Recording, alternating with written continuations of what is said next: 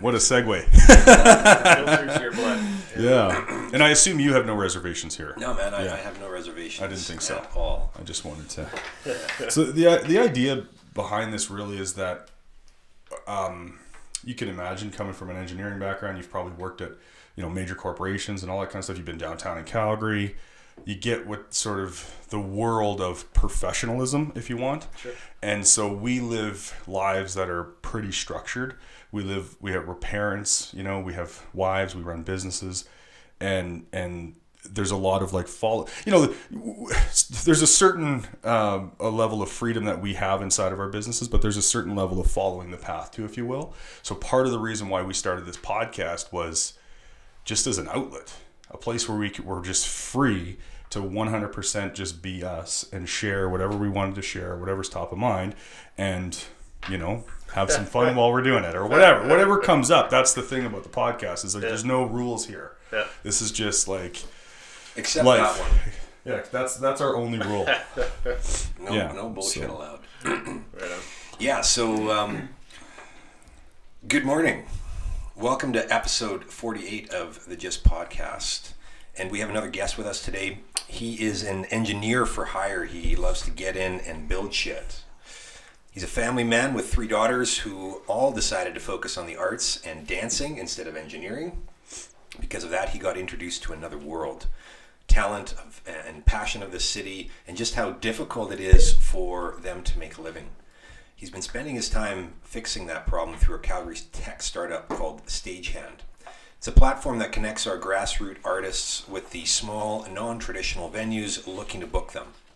And so far, his platform has helped over 700 artists promote and land gigs. When Derek is not playing with technology, he is dreaming about the wind flowing through his beard as he races down the side of a mountain, or is exploring the forgotten world of vintage jukeboxes, adding to his collection. Some say he's the other Chuck Norris. You might know him as Derek Mans. So welcome to the GYST Life. Thank you. Yeah, Derek. You're welcome. And you did not lie. What? I swear to God, I saw you on Into the Dragon, bro. I know, right? It's super funny.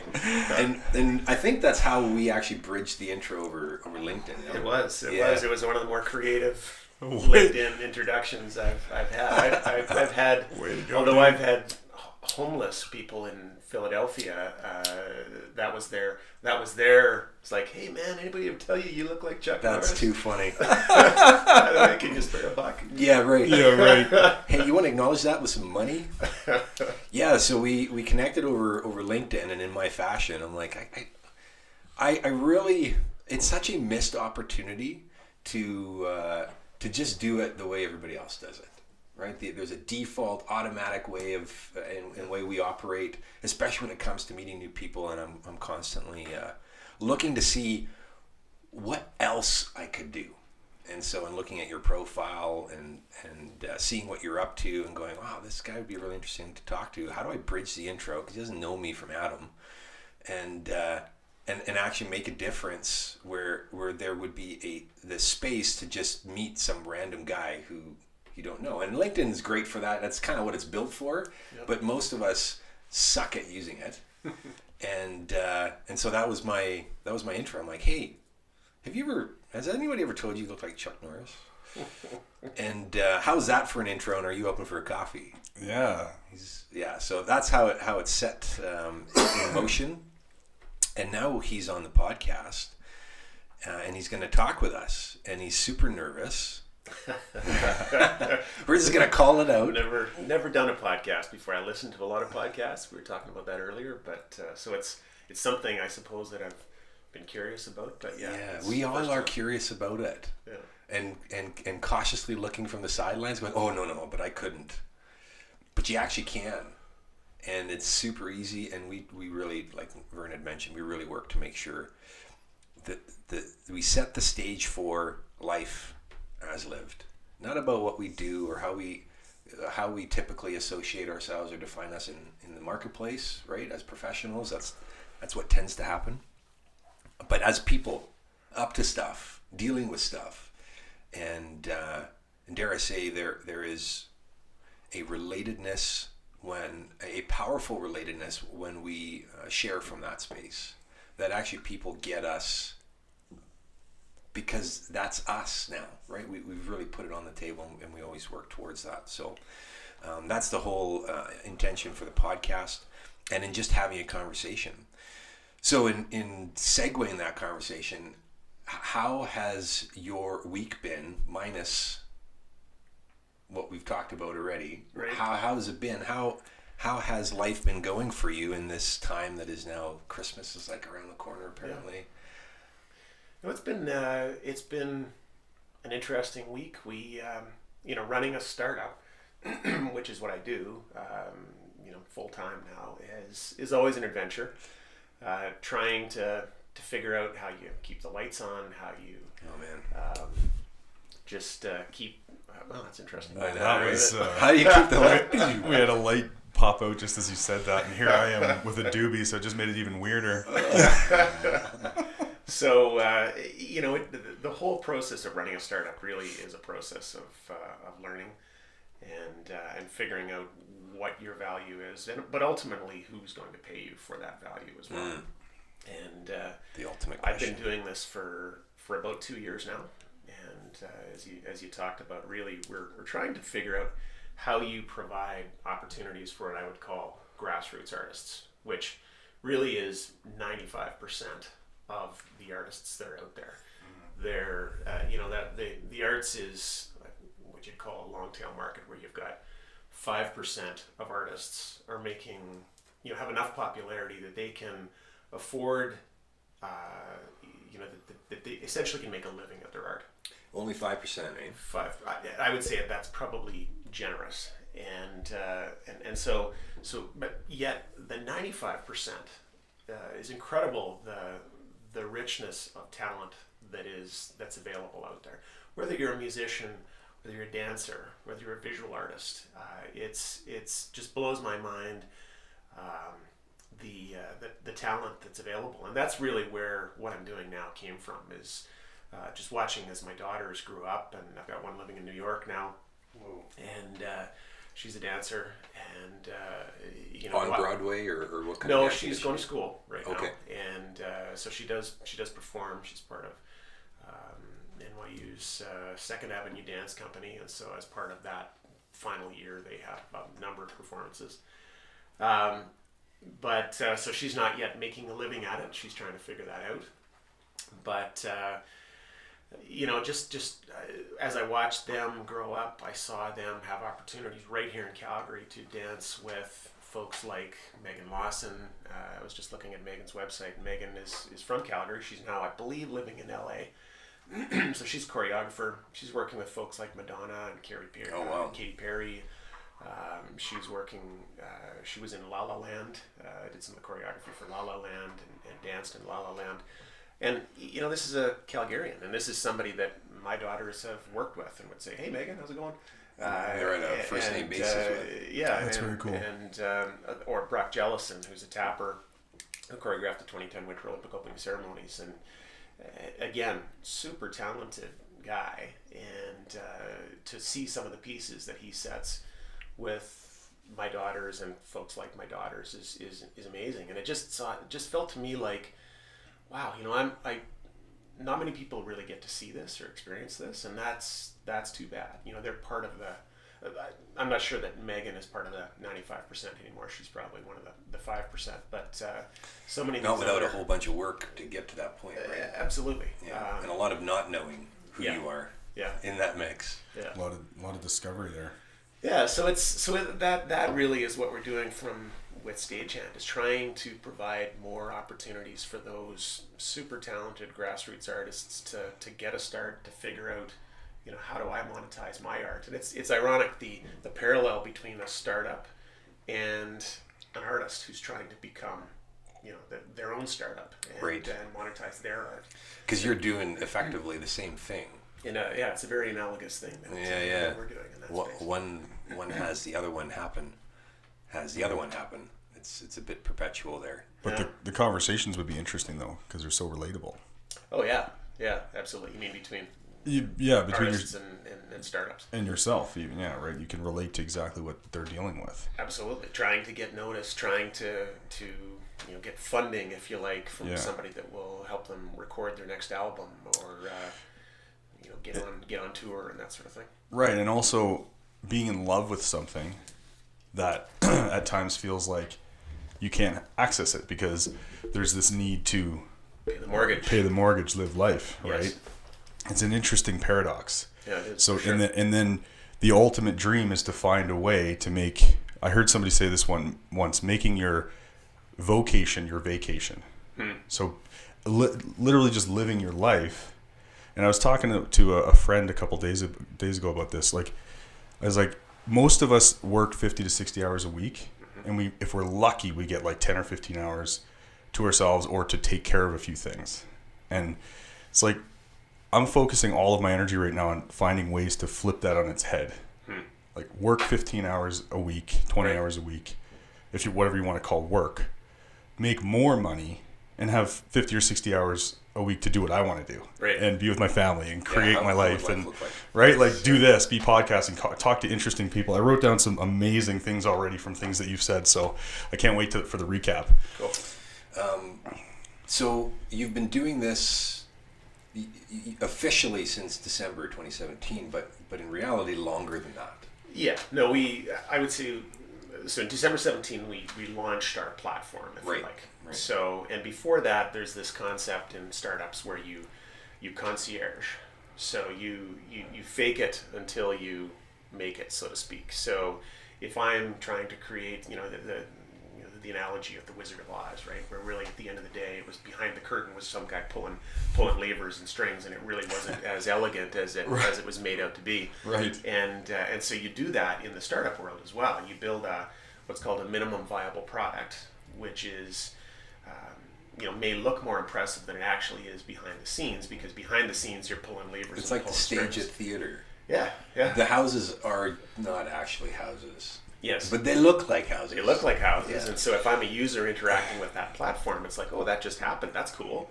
Well, no, actually that was me behind the scenes making that happen. Oh man, I could totally picture it. Isn't that interesting though, that at least somewhere in our lives, everybody's doing that? This is what I'm talking about earlier. We're talking about stand-up, right? Yeah. This is one of the things that I think is so funny about human beings, is we're all the Wizard of fucking Oz at some level in our life, and we pretend that we're not. And when we observe it from someone else, or someone gets quote unquote busted, we're like, look at this guy, right? Like, get your shit together, bro. But don't come to my house, okay? That is totally how it goes. It's crazy. Well, I look at prime example. So before these posters came up today, this morning. Right.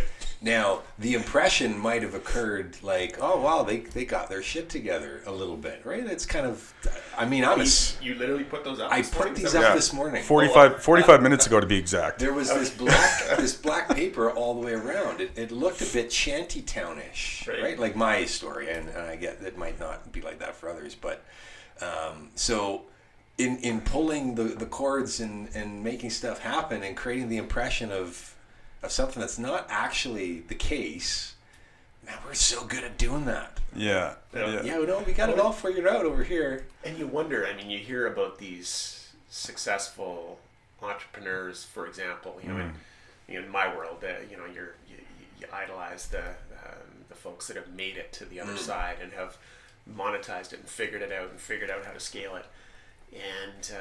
And you wonder if they're still feeling that same way, because at one point they were feeling like you are, and is it just so how different is it now that you're on the other side of that? You know what? I do not think it is very different. It's a different version of it. Right. Now we're dealing with not just trying to get the first seeds to harvest. It's like keeping the harvest alive. Right. On mass scale. Yeah. And it is just a bigger problem that you're pulling all the dials and chords in the back trying to make it work, because you've never had that problem before. Well, I was fortunate 2 weeks ago. We got invited down to Silicon Valley. So I met some of these folks. So there's a big accelerator called Y Combinator, and it really is kind of it's the pinnacle of accelerator. So an accelerator is somewhere, like we talked about, where you might go somebody that's got an idea or the beginnings of some traction, right, and then they help you take it to the next level.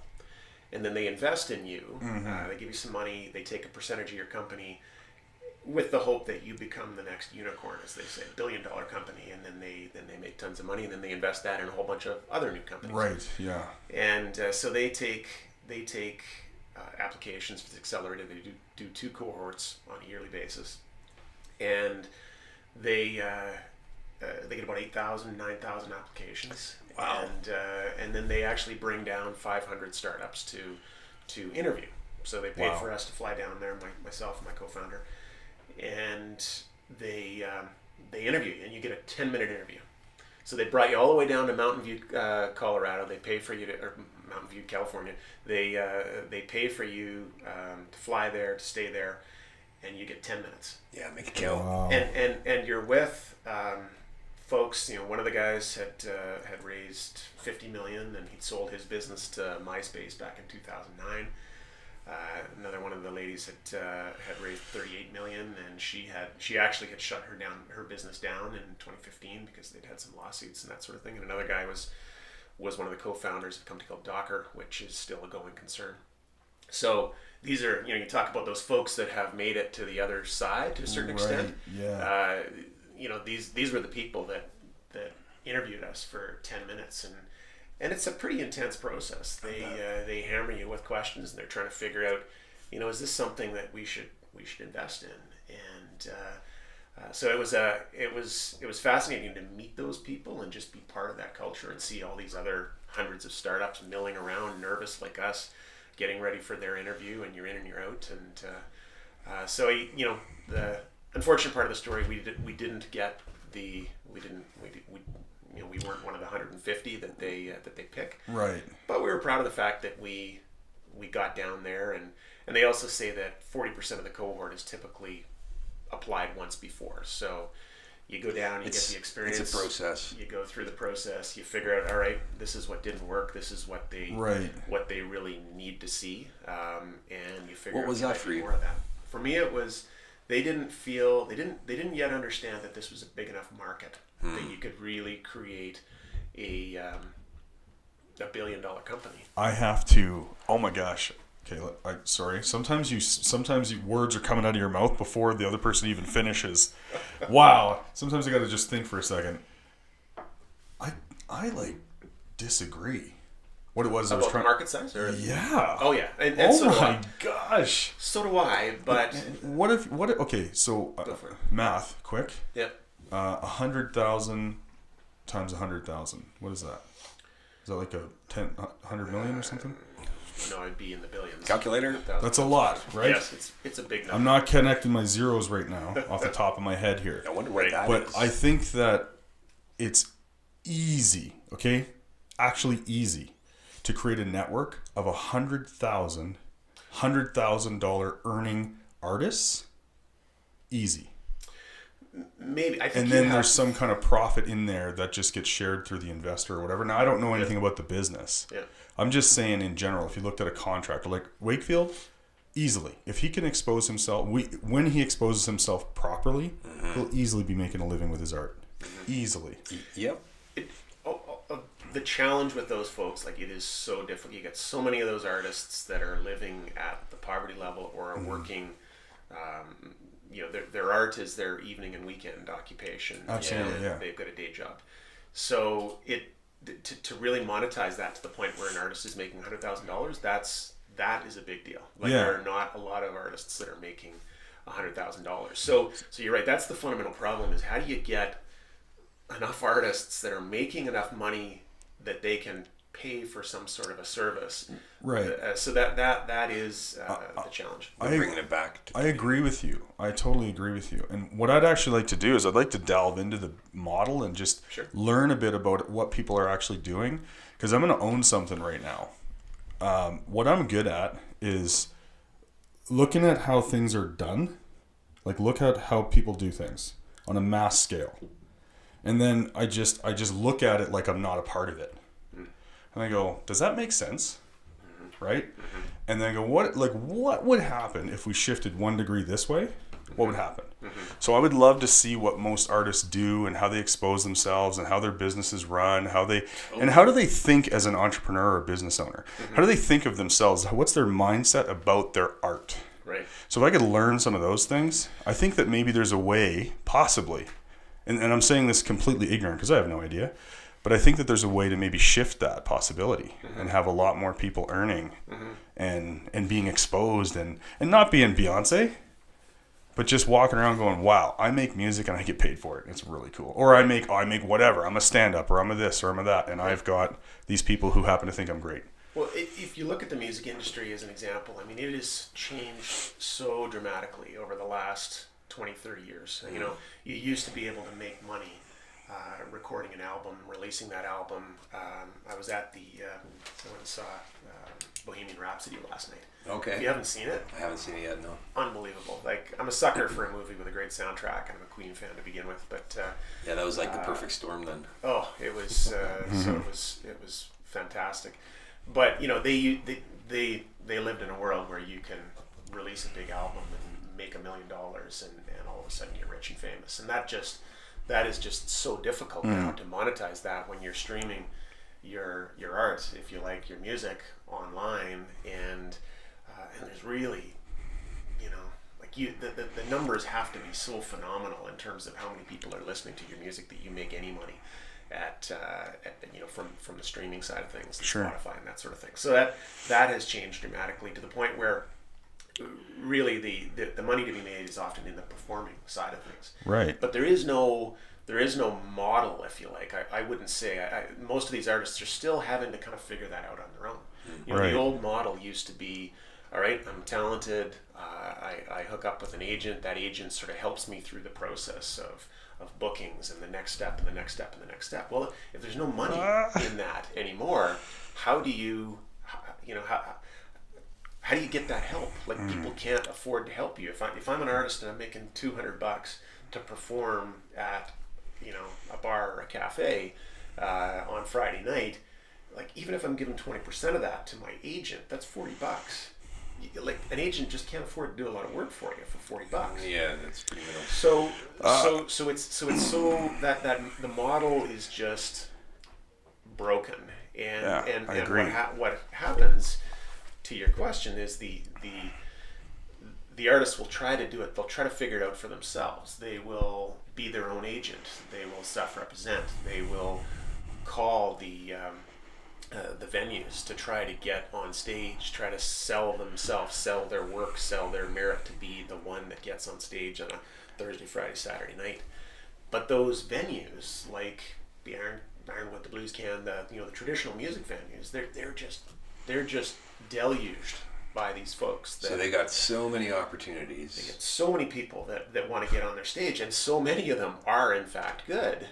But then you look at their model, and their model is fundamentally changing too, because you think about it, they used to make a lot of their money based on people would come to the venue, the bar, whatever it might be, to listen to this art, and they would buy food and alcohol. Well, people are not drinking as much as they used to, so that traditional revenue stream is disappearing for them. And with, you know, the legalization of cannabis and that sort of thing, it's only going to get worse. And so that's getting harder and harder, and we've seen that in town here with, you know, Mikey's closing one of their locations, Distortion. You know, there's a number of folks that are just struggling to make ends meet, which is the traditional places where those artists will go to perform. I have to admit that there's so much coming at me right now that I'm trying to get the notes because I don't want to lose some of the points. So inside of that, I'm missing some of what you're saying. So if some of this is redundant, please stop me. No, go for it. Did you mention people booking their own gigs, right? Like eventually they go, I don't want an agent because I don't want to give them that split, which I totally get. Absolutely. So it's like, hey, you know what, I'm going to do this on my own. Yep. Now they go book the gig and then no one shows up, or what's the... Yeah, so they want to book it at some other venue. Yeah, they first of all need to sell that venue owner that, hey, I should come and perform. Out of all the other people who are saying the same out of thing. the other, you know, Right. Pat that runs the Ironwood, for example, will Right. tell you he gets, 100 emails a day from artists that want to perform. So artists that want to perform on his stage. Right. So I want to come to you and perform in front of your people, your community. Right. 100 people. But then again, there's also an irony there, because oftentimes the venue is relying on the artist to bring their people to fill the to fill the venue. Right. So there's how many artists are doing that? Oh, thousands. But they're bringing lots of people to see them when they. Well, that's a missed opportunity. That's also a challenge, is to bring your, because if you think of, as an artist, if I'm performing on a weekly basis, I've only got so many friends and relatives that are going to show up time after time. This is a really interesting thing here, and it's an interesting thing. Okay, just a conversation. Again, so what are we doing right here? We're having a conversation, right? We're sharing ourselves with the world. And I actually, right now, David and I, we're bringing people in as a part of our team. Mm-hmm. We're creating something that's far bigger than what we'd ever be able to create on our own. Mm-hmm. And we started to create something together that either one of us far bigger than we'd be able to create on our own. Right. And over time, it's a pure inevitability that, as of right now, we see no end to this podcast or whatever its evolution is going to be. So it's inevitable that there will be a significant following. Dare I call them a community? and a community sticks together, and a community supports each other. That's what a real community is. And that's the missing in these so-called communities that we live in Calgary and a lot of other major cities. It's more like a maze that we all live in, and that's where we exist, and we're in these houses and doing it all as an individual. And I was going to say there's another obstacle, which is a significant obstacle to sort of this whole business model, if you like, that we're talking about, is that there's some huge cultural forces, or I don't know if that's the right term, but there are multi-billion-dollar businesses that are keeping us at home on the couch, right? You think about Netflix, Apple, Amazon. It's now I could stay home 24/7 and watch Netflix and see, have everything that you need. What you could argue is quality programming to be entertained indefinitely. So you don't need to go out to be part of a community, so to speak, right? Which again makes it hard for these venues to keep the doors open. I totally agree with you, and I agree that all these things actually exist. But what I just refuse to believe is that that's what people actually want. What I believe is that there's a huge missing fundamentally, biologically inside all of us, and that is community, that is connection. And we think that being at home and my own shit and being at home, I like to just chill. We really are convinced that that's what we want a lot of the time. And I'm not saying that isn't valuable to have the choice to be on your own and whatever. But a lot of us are missing something that we never really even had in the first place, and we don't realize that it's missing. And the thing that I think that's missing that connects people to that is the story, the purity, the essence of why I am who I am, why I'm doing what I do, why this matters to me. If I can find a way to connect with somebody and grip them, they're not going to watch. You know what they're going to do? They're going to set their fucking PVR like I do. I haven't watched a live football game in like 5 years, bro. So they will set that. That's the technology that exists, and I will be there Tuesday night to see this guy because I really want to hear him speak. Yeah, and I think you're 100% right. And again, this comes back to the kind of the genesis of what we're doing is being part of that experience where you've been at, the Blues Can or the Iron or Gravity, where an incredibly talented artist is playing, and the magic that happens there, and you're there with friends, and you're like, and inevitably the conversation or what I hear from friends who don't see a lot of live music is, why don't we do this more often? Yeah. Man. What if you ran? We found someone like Wakefield, or we found an artist you're connected to, and what if just for fun, now okay, this would be fun, we literally got, I don't know, how many people, 500, 1,000 people, literally 1,000 people together, and we go out and stand out in front of a venue, and we're all knocking on the door saying, hey, can we come in there and pay $20 a head and let this guy play music because we really want to hear him. We really want to hear this guy, man. Yeah. We just want to hear it so bad. Yeah. That's something that we have the power to do today. Yeah. We really do. I mean, you were talking about podcasting earlier, right? I don't know necessarily what the revenue model is yet, but I know that I listen to a lot of podcasts where they're pretty open about their revenue, and there are people making a full-time, healthy, handsome living by podcasting, by producing content, by sharing a story. Yeah. Like at the end of the day, maybe you were a little nervous when you showed up here, but I would say that you're chill just talking right now with three guys, right? Yeah. This is all it, right? And we're having a real conversation though about this is what's interesting about it is a lot of people are thinking a lot of this stuff, or it's intuitive, and then when real people come and have a conversation about it, they connect to it. Yeah. It's really interesting. Well, and just to, I guess maybe further on this whole point, I think the problem with this industry is, again, you got the 5%, which is well funded, which is the Netflix or the those companies that really influence popular culture, that can promote, that can keep people on the couch to watch the next House of Cards or whatever whatever it is. And then you've got this network of talented, but I would say fragmented and relatively disorganized grassroots artists that are not necessarily promoting themselves as a whole. To your point, to say very silent. Bring 100 people or 200 people down to a venue on a Friday night to see an amazing show, and the reason that it's because the fragmentation. There's nobody. I use the analogy with Airbnb. Airbnb created this completely new marketplace where if you want to rent out a room or an apartment, you can do that. But I'm not I could do that today, and I've spent no time in the hotel or accommodation industry. Yeah, because you wouldn't actually know where to look. If that wouldn't know where to look, there. and I use it all the time. I go to New York to visit my daughter. And I will stay in somebody else's apartment. 10 years ago, that would have been unheard of. And I don't, and I do that not because I trust the apartment owner. I've never met the apartment owner. They might, I have no idea who that is, and I have no reason to trust them. But I trust the platform. I trust the platform that, okay, they say they've been 50 people have stayed here before. They had a good experience. It's close to where I want. It's the price range I want. I will book that because I trust the platform. So I guess that's what we're trying to do from the grassroots art space is I can go down to that grassroots venue and listen to an artist who frankly I probably have never heard of before. I've probably never heard much of their stuff because they're just getting started.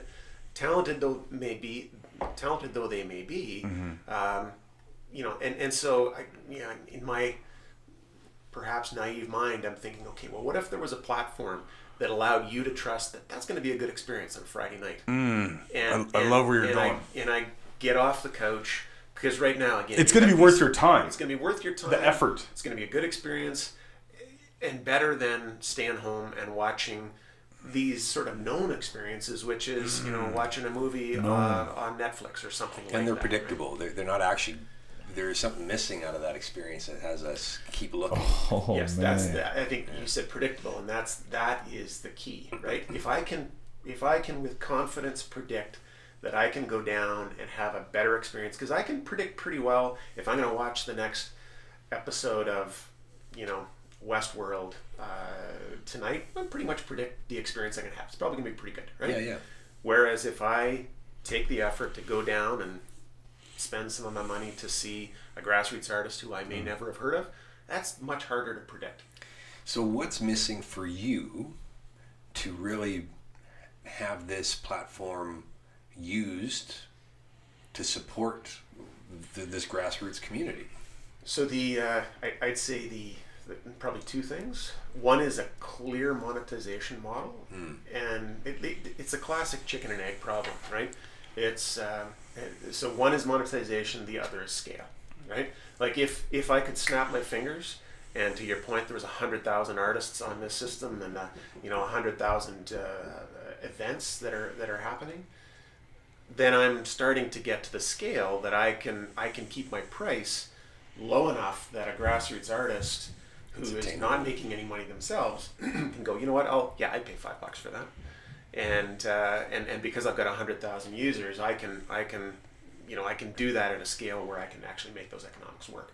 So that's the classic challenge of an entrepreneur and a startup is, okay, how do you provide this monetization model that works?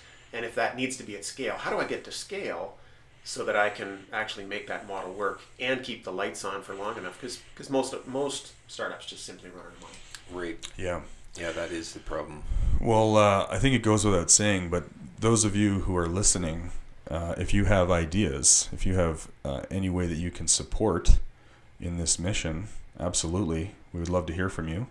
Right. And we'll definitely post where people can find you, right? Right on. For sure. Yeah. We're how are we doing for time there? 34. Nice. Wow. We're like on point today. I'm impressed. It's all because of Aaron over there. Yeah, man. Well, Quiet ninja in the background. There is this is only our second podcast, by the way, if dare I jump in quickly before you segue there, that we've had Aaron here and David. That means that this is only the second podcast where David actually isn't doing Aaron's job right now. Yeah, free from that concern. For him just to be totally here and present, like there's a different foundation for me, different energy present. So it's really legit. Well, so there is so much opportunity to really get under community. This is part of, and Vern had already talked about at the beginning, this is part of the intention for the GYST Life is to really build community, to have a place where people actually feel like home. Wakefield, which it's unfortunate that he couldn't be here today. I want him to meet you. He's been in spoken word and slam poetry community for 20 years. He's won championships. He put a business card and a CD down, and he's like, "This is how I promote myself. This is what I got. This is what I got. I don't know any better." So there is if more awareness is put out there, the ideas that Vern's pointing to begin to emerge, because we've got more minds looking to hit the problem, right? Absolutely, and some of the thinking that we've been doing recently is maybe we're actually approaching the problem the wrong way. Maybe and this is some of the learning you go through as a startup. Where I'm finding that what we do really resonates with our users, so to speak, is with what I call non-traditional venues. So I think the traditional venues that have always been presenting live music are already part of that world, and they're established. That's where predictably to go to experience X. Right. Yeah. And they're like I say, they already know a bunch of artists. They got a great got a great network, and so those folks have been in this world for a long time. Then you've got what I call non-traditional venues. So these might be a microbrewery or a coffee shop like Gravity that has a different primary business model. A different, Andy down at Gravity has his primary business model is as a coffee shop and a cafe. But he also offers live music 3 nights a week. Wow. So it's an add-on, it's additive to what he's doing. And it's also building community for him, more people to come down to Gravity outside of his regular business model. And again, one of the things that Andy loves is the opportunity to provide opportunities to these grassroots artists to maybe get to that next level. So those are the folks that I'm finding really love what we're doing. And one of the reasons why they love what we're doing is because, again, a guy like Andy is not originally from the traditional music business. So he's figured it out on his own in terms of, he started to figure it out on his own in terms of, okay, where do I find these artists? How do I pay these artists? How does this business work? How do I get people to come down? How do I build a brand for myself around that? So Andy's a sharp, hard-working guy that's figuring that stuff out on their own. That's really cool. But if you get a microbrewery that's just getting started out, maybe they've got a cool tap room. Half Hitch is an example out in Cochrane. They got a great little tap room in Cochrane. And up until about 6 months ago, they had never staged a live music event. Now they've done over 50. Wow. Where they're paying artists out of their pocket. Because and they didn't know, like, how do I find these artists? How do I pay them? They didn't know who Long and McQuaid was, where you would rent equipment to it's a brand new world for them. Wow. All that was new for them. So those are the people that I'm finding are really loving what we're doing, because it gives them an opportunity. Martha at Half Hitch is just so excited to be bringing these talented artists to their tap room, and their customers are loving it, and so it's creating, it's looking at those non-traditional venues and allowing them to participate and create an event or a product that they otherwise wouldn't have been able to do. This is such a tie into what Wakefield said. Yeah. Like he said, I like to bring poetry where, like, you can go where poetry's known or where it belongs. Mm-hmm. He's like, I like to bring poetry where it's not expected. You'd never consider it to be. Mm-hmm. And what I have in my mind is one of those, what do they call those things where people like bust out and dance all of a sudden? It's like a flash mob? Yeah, flash mob. Yeah. So wouldn't that be something if all of a sudden, 15 or 20 people just gathered around and then someone's there doing stand-up.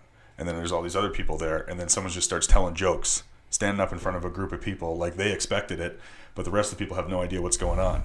Or poetry or whatever. Like that would be just so, or in a park, right? Like a busy day downtown at what's that, Princess Island? Yeah. There's thousands of people there. All of a sudden somebody, like there's a mic set up and someone's just spitting rhymes or something. Well, right? And they've got infrastructure to support that kind of stuff too. Yeah. So it could work. Interesting. I'm really curious about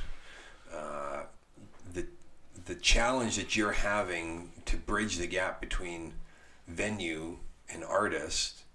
Is it because there's not enough venues? Because I'm assuming that there are many of those untraditional venues out there.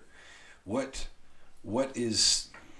your barrier right now for getting the musicians on those stages at those venues? Is it an onboarding of the venue, like, hey, try this on, or?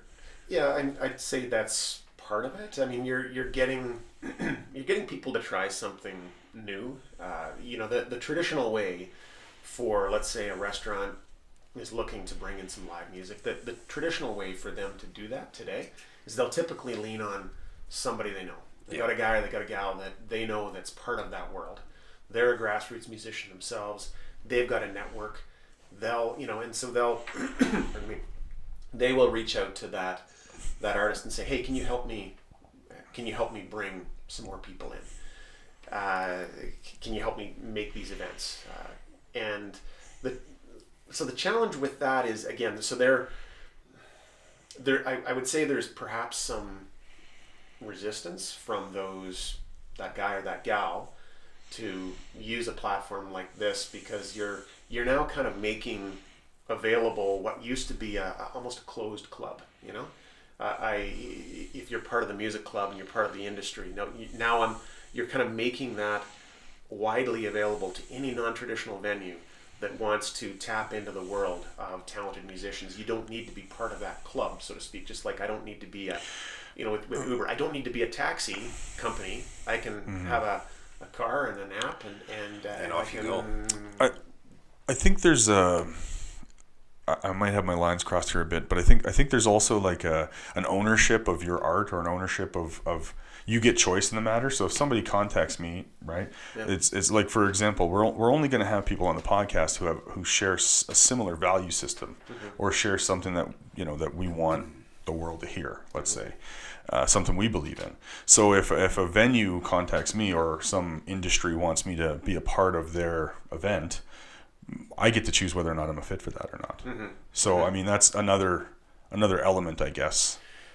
And I have noticed to protecting the, if you want to call it protecting, but to just keep the the essence of the culture, if you will. Yeah. Right.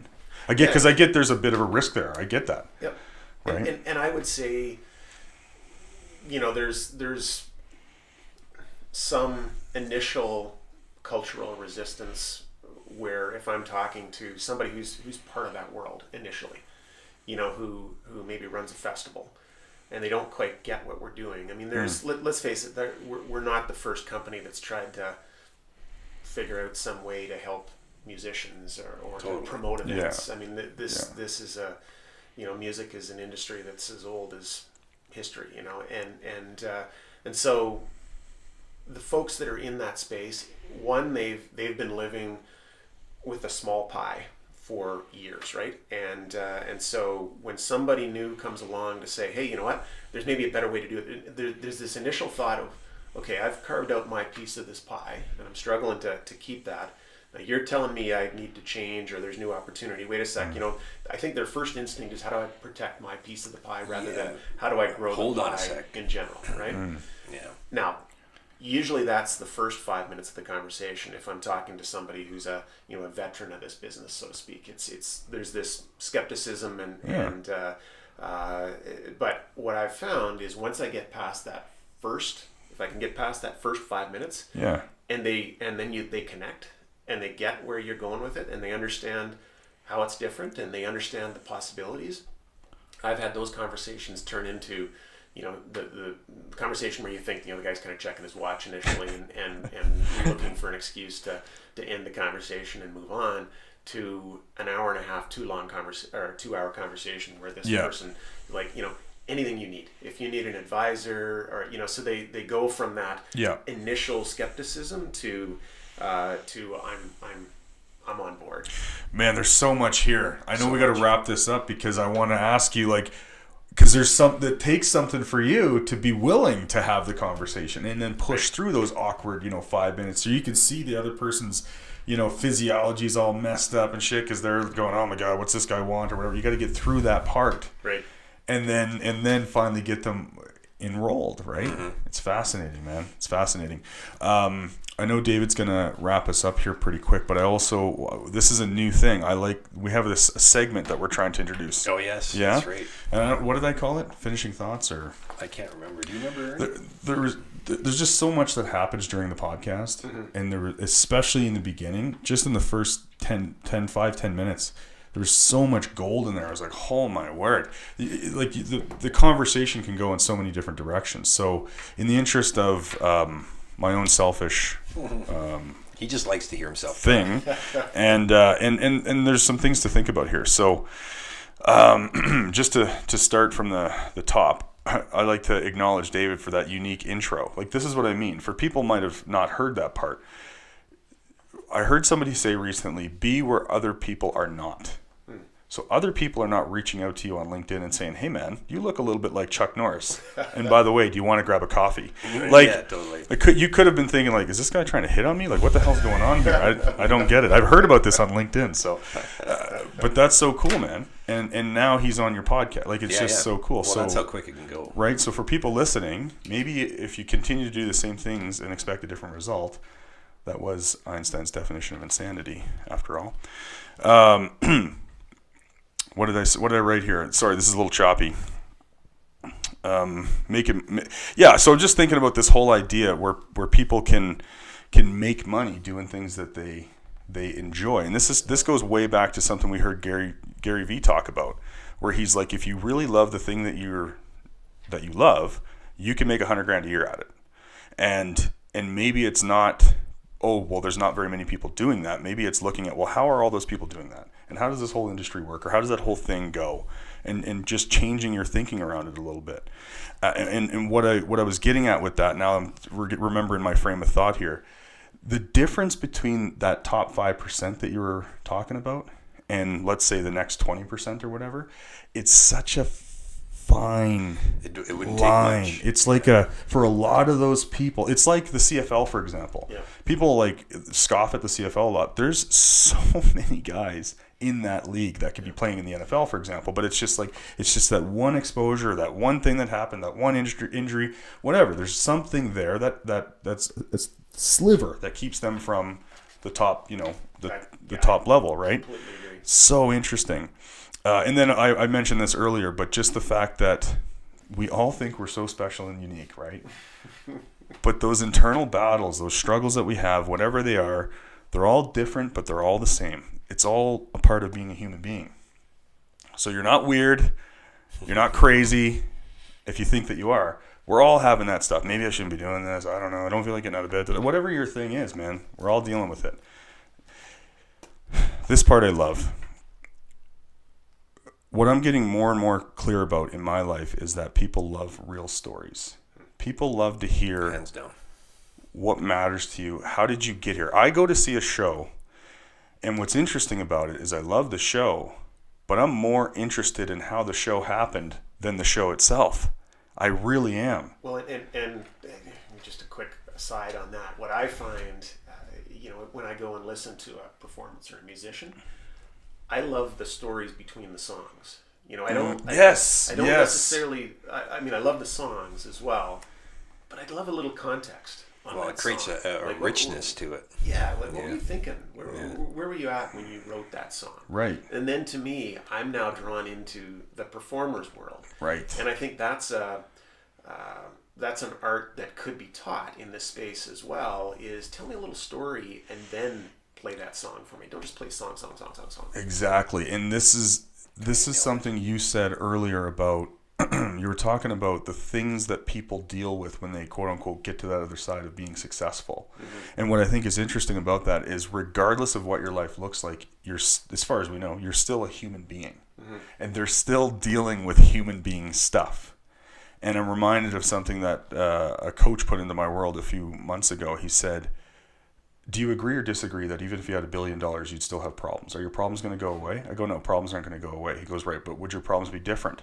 I said, yeah. He goes, so start thinking in terms of whose problems do you want? Because you're always going to have some kind of a problem or a situation that you're dealing with, right? And then one more thing about stories. We were talking about this earlier, and I was reminded of something that I heard Tony Robbins say, is a lot of times that what happens is, what did he say? The most important things, there's 3 elements. He said something like strategies, resources, right? And then he said the other thing is a story. You bring your story with you. So he goes, a lot of times people have to change their story. Because whatever their story is, I don't know what story you're telling yourself or what story you're telling other people. But sometimes when you change the story, i.e. the purpose, it'll change the result, right? And then I was just going on this big thing about enrollment and community and compassion. Like, those are the things that are missing, I find, even when you look at a quote-unquote society or, evolved people like us here in Canada. There's no enrollment, man, in politics or in community. There's no enrollment. Everyone's misunderstood. There's no community, right? We're all concerned about our own shit, and we got to realize that everyone's concerned about the same shit. So why don't we help each other with that stuff instead of being like, "Fuck you, I need mine," right? Compassion. Have some compassion. What about these artists? If they're sharing their story, it's a love story. It's like, man, I've got this mistress that I can't reach because it's all of you, actually. I want to give this to you. Mm-hmm. People have compassion. Like, oh my God, I want that person to be able to produce more of that. I will show up. Anyway, I could go on and on. I love this segment. It's longer than I thought. So, well, you nailed on a lot of things. And Derek, maybe I'll just leave it with you. You got give you a couple minutes. Like, what are you taking away from this as a? Is there something that's coming out as a potential thing to do? I'm curious, because there's been a lot talked about here. Well, I mean, it's always encouraging for me to get some validation to say, you know what, you're not crazy. There's there's something here, and just like that happens a lot with us. Just like we were talking about earlier with the idea of podcasts. I love this, and I could spend so much time learning and but behind the scenes, I'm trying to figure out how do they make that sustainable, and maybe the model is just, it's a, again, like you folks are, you've got day jobs and this is a passion for you and something you do on a Saturday morning. Maybe that's ultimately what the model is for these type of podcasts, but I'd love to think that there's something more sustainable, so you could, do more of what you love doing on an ongoing basis, and so that's part of the the search, if you like, what we're trying to figure out is how do you from an artist perspective, how do you make that sustainable? So it's like I say, it's encouraging to hear that people buy into the vision, if you like, the search to figure out how you do that. We've got some ideas, some things that we're actually quite excited about right now that we haven't even talked about, that I think could provide some new opportunities that really are, it relates to the non-traditional venues. It relates to bringing the art to places where people already are, and how we've seen that create surprisingly great experiences. But I didn't have to go through all the struggle to try and get those people to come down to that venue on Friday night, because you know what, they were already at this place, and now what I did is I just made their experience a little bit better. And maybe that's a topic for another time, but it's but that's a bit of a paradigm shift that we've been going through, and in doing that, finding ways to unique ways to monetize that for the artist. Yeah. And like I said, we've learned some things very recently about some surprising things. That's one of the things that Y Combinator asked us is what has really surprised you about your journey over the last 2 years? And I have to confess that probably up until 2 or 3 weeks ago, I've had some things, but nothing that really totally surprised me. And then I've, like I say, we've, I can leave it as a bit of a teaser, but there's been some things recently that have surprised me about what I've found with artists and public performances and non-traditional venues and the opportunities that can create. So where can people find you? You can find me at Derek at stagehand.app. That's my email address.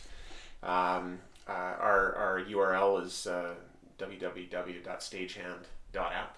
So that's either way. I'm a little older than some, so I'm not as much of a social media. I don't live on Twitter and that sort of thing. So you're probably better to find me at Derek at stagehand.app. Awesome. And that's .app like APP. APP. Yeah. APP. Okay. Cool. Domain for you say you're a bit older, but you're ageless like Chuck Norris. Oh, this is really great, and there are artists that are listening. I have no doubt, because it's happening for me, is like there are ideas, there are things that we can all bring to the table to really move all of this forward. We all know those aspirational artists in our world. You are likely one of them. You might have a story that you're not one of them. And at the end of the day, what will have this work is community rallying around one another. And what will have community rally around one another is for the community to begin to have a voice. And what will have a voice is when you begin to talk about it. And the concerns, the opportunities, things that aren't working. And so the stage is set. And if you have something that you'd like to share and contribute, leave a comment at the end of the podcast, send us a message, say hi at GYST.Life, reach out to Derek directly. This is something that I will be having a pulse on for sure. I don't know if I told you this before, but in Vancouver I had also explored something like this. So while I'm not a musician, I have a deep appreciation for the craft and the story and the journey, and in telling the story and experiencing the journey, that's the magic, and that's clear. We need more of that, and so there'll be some connections bridged. And man, I don't know where it's going to go, but we'd love to have you come back and talk a little bit more about something a bit more pragmatic for the artist to begin to unravel, and with Wake as well, to have him on the podcast to unravel how to tell the story, how to really put it out there. Because at the end of the day, it actually doesn't matter if you're on social media. What matters is if you're willing to tell a story. And all the tools are there. And then you just get it out there and start to begin the process of telling the story. But that was episode 48 of the GYST Life podcast. Thank you so much for listening. We'll see you again next week. Peace. Wow, man. That was fucking awesome. That was fun. That was really good. Thank you so much for You're welcome. There was so much there. Holy crap. You guys were talking about the whole Netflix thing, known versus unknown. Yeah. I'm fascinated by that too, right? Yeah. Because this is called, I've heard this been called, it's called the terror barrier, right? The terror barrier. It's like a thin sheet, a thin film that holds you inside your reality, right? And outside of it is a whole entire, like a whole different consciousness, like a whole different world of possibility, right?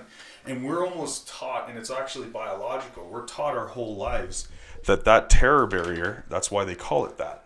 Because on the other side, in the unknown, is scary. Yeah. And that's where all the bad things Something happen. to be feared. Right? So here's a perfect example of that is, one of the first 2 or 3 times that I used Airbnb would have been 3 or 4 years ago. Yeah, that would be freaky too. And it was in Hell's Kitchen in New York. So my daughter was there for an Not to audition. profile. And they went to so we stayed in Hell's Kitchen, and I don't know if you've spent much time in New York, but like Hell's Kitchen used to be the worst of the worst, right? Yeah. Gangs, Sounds crack, like it was the where the name came from was apparently the gang fight going on, and 2 cops are standing on a corner and watching this, and one says to the other, "Oh man, this is hotter than hell," and the other guy says, "No, this is Hell's Kitchen." And anyway, the name And it stuck. caught. It stuck. But it was so fascinating to me to go there. It was just my daughter and I. She was there for some auditions, and we stayed in this tiny little apartment. It was maybe a little bigger than this room. Oh wow. And but you walk in the door, and I don't know if I used to watch NYPD Blue, when Norm Blunt's kicking in the door, and it's like, oh my God, this is the like door. One of those apartments. NYPD.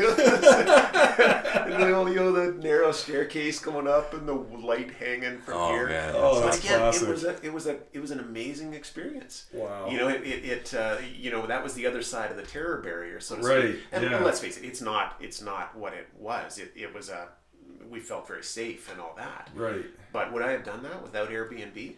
To help me get past that terror? I wouldn't have. No way. Right. It's just an ad on Kijiji. Hey, come! I got an apartment here. Who's gonna do that? No thanks. Forget about it. Right? Yeah. In the predictable experience, man. It was just so great, right? People think that that's what they want. Oh yeah, I want to watch another episode of whatever. And it's not that the episode's bad or nothing wrong with that, but the reality of on the other side, right? There's like a thin sliver of potential worst case scenarios. Mm-hmm. But there's this whole other vast universe of like unknown possibility, right? Yep. And people discount the fact that they actually get a say in how all of that goes. Like people really think that life happens to them. And I'm not saying that things don't happen, but I'm always reminded of it's for me at least, it's all about how I deal with the thing rather than the actual thing, because the things are going to happen. Like shit happens in life. Life isn't supposed to be just but then in those moments, like you have a prime example, but in those moments, how are you going to deal with it? You can crumble, and then everything's heavy and your whole life is over. Or it's like, I'm sure someone's dealt with this before. I probably can too. And then you just push through it, right? Well, and something else emerges. That is now the action that you take in reaching out to community. Exactly. So who Get do you know vulnerable. to have the conversation, to just get the thing that's in your space out, and getting that it's actually not as ugly as you're making it out to be, because we're all dealing with it, and actually something comes out of it. Like there's a thing to do. Yeah. It all comes in the communication. We just got to get out of our own way. So you enjoyed it? Oh yeah, that was great. Yeah. Okay. Cool. I really enjoyed that. Good It stuff. was nice. Man. You're right. It felt like a conversation, and honestly, that's the. Somebody once said to me, good learning comes from good conversation.